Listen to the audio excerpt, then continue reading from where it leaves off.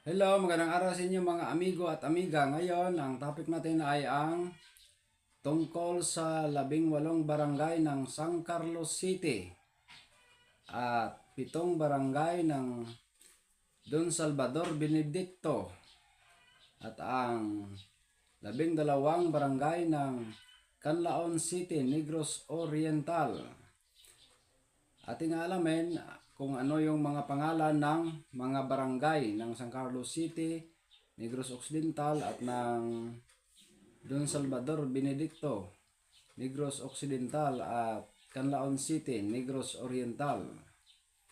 Unahin natin yung San Carlos City.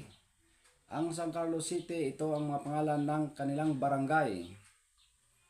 Barangay 1, Poblasyon, Barangay 2, Poblasyon, Barangay 3, Poblasyon, Barangay 4, Poblasyon, Barangay 5, Poblasyon, Barangay 6, Poblasyon, Bagunbon, Bulwangan, Kudkod, Ermita, Guadalupe, Nataban, Palanpas, Prosperidad, Punao, Quezon, Rizal, San Juan.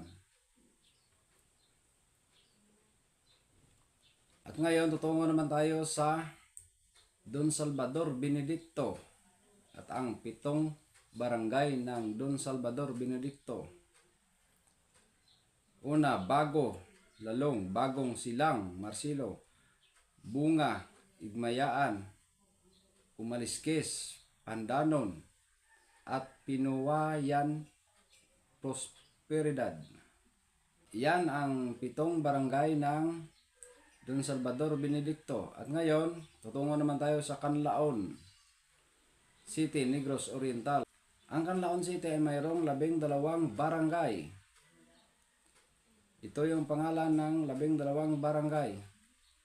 Bayog, Binalbagan, Bukalan, Linothangan, Lumapaw, Malaiba, Masulog, Panubigan, Mabigo, Pula, Budlasan, and Ninoy Aquino.